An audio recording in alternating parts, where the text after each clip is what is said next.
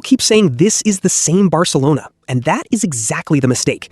While most of Europe is staring at the latest version of Real Madrid and trying to guess whether the next super team is being built there, the team that might actually be more dangerous is sitting in plain sight. Barcelona still look familiar from a distance. The badge is the same, the academy stars are still there, the possession ideas are still there, the aura still feels like Barcelona. But this version is not soft in the way people learn to expect. It is faster, more direct, more aggressive, and much harder to breathe against. Hansi Flick has not erased the old identity, he has weaponized it. That is why this is not really a nostalgia story, it is a warning. Because if Europe prepares for the Barcelona it thinks it already understands, it might be preparing for the wrong team entirely. The first reason this matters is simple. The baseline is already elite. Barcelona enter the 2026-27 season as reigning La Liga champions. They have won 3 league titles in 4 years. They sealed their most recent title with a 2-0 Clásico win over Real Madrid and lifted the 29th league crown in the club's history. This is not a romantic rebuild trying to prove it belongs. This is already a team that knows how to finish a season on top. And then there is the talent concentration. Barcelona now have 8 World Cup winners in the squad after Spain's triumph in 2026. That matters because it tells you this group is not only talented, it is now stacked with players who have already lived through football's highest pressure moments and come out the other side with medals. So when people describe this team like it is still a promising project, they are already behind. The second reason Europe should worry is the tactical change in tempo.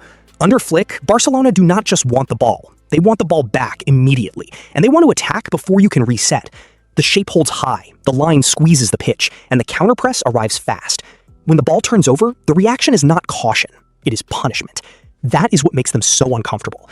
Older versions of Barcelona could sometimes drift into sterile control, long possessions that let opponents recover their shape. This team is far less polite. The passes arrive earlier, the runs are more vertical, the press is more violent. The whole thing feels less like an exhibition and more like an ambush. So the danger is not that Barcelona abandoned their identity. The danger is that they kept the identity and stripped away some of the hesitation. Aren't they? That is top-class journalism from you, Dan. Yeah. As you can imagine, the focus has been spread wide. But I think in terms of the kind of the post-game analysis, immediately after the game, it gets spread a little bit more. And I think what happens is that people come together in their analyses the following day. As you can probably imagine, there's a big question mark about the strength of the squad for Real Madrid, and in particular, the fact that of the back 4 yesterday, 2 of them are actually midfielders, with Lucas Vázquez and Tchouaméni, of course. The other focus has been on Carlo Ancelotti and whether or not he's been getting it wrong this season, because And this is where the title becomes interesting. Because yes, in one sense, this really is the same Barcelona. The emotional core is still La Masia. Lamine Yamal is still the player opponents fear first. Pedri still gives them control. Gavi still gives them aggression. Pau Cubarsí still represents that surreal Barcelona tradition of defenders who look far too young to be this calm. Jules Koundé gives them structure, recovery pace, and reliability in the backline. Rafinha sets the emotional temperature of the attack. That is what makes the whole thing more frightening. Europe does not just have to deal with a team that has added talent. It has to deal with a team whose original core already needs sense together. The chemistry was there before the latest additions arrived. So when people say same Barcelona, they are accidentally identifying the exact reason this team can become so hard to stop. The familiar faces stayed in place. It just got sharper edges. Now add the missing pieces. Barcelona made Anthony Gordon their first signing of the summer and then signed Karim Adeyemi as their second. The point is not to turn this into a transfer video. The point is to understand what these additions do to the geometry of the team. Gordon brings directness, volume running, and repeated pressure from wide areas. Adeyemi adds another layer of pace and stretching power. Together, they make it harder for opponents to solve Barcelona with one defensive adjustment.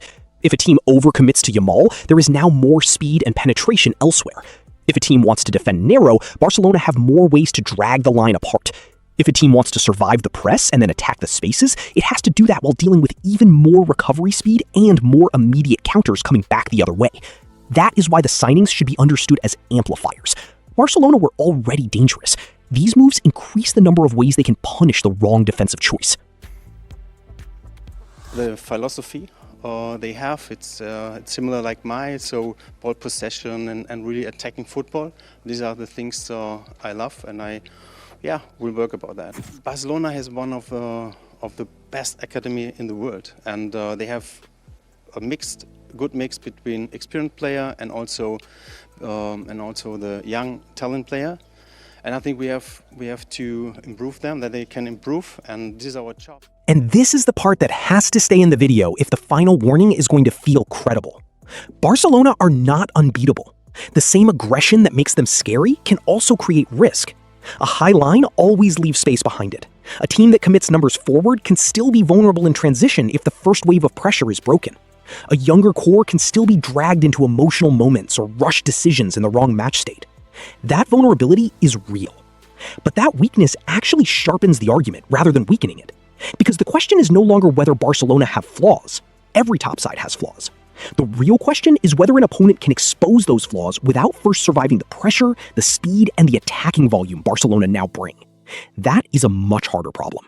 And that is where the proof section matters. Barcelona are not being asked to prove they can entertain. They are being asked to prove they can suffocate elite opposition and survive the biggest stages. They already arrive as reigning champions in Spain. They already have the talent concentration. They already have the World Cup winning experience in the squad. They already have a manager whose entire value proposition is turning intensity into structure. Watch how fast the counterpress closes. Watch how quickly they attack open grass. Watch how little time opponents get to settle, and how much pressure builds when Barcelona smell hesitation. The point is not just that they can beat good teams. The point is that they can make good teams feel rushed, uncomfortable, and short of answers. That is when a dangerous side becomes a scary one. So no, this is not Barcelona returning to the past. It is more uncomfortable than that. This is Barcelona keeping the old aura while removing some of the softness Europe learned to exploit. Same badge, same academy identity, same gravitational pull around genius young players. But now, there is more speed, more directness, more aggression, and more punishment for any team that misreads the situation. That is why this is the same Barcelona works best as a warning, not a reassurance. Because if the rest of Europe still thinks it knows what this team is, it may only realize too late that it was preparing for the wrong version all along.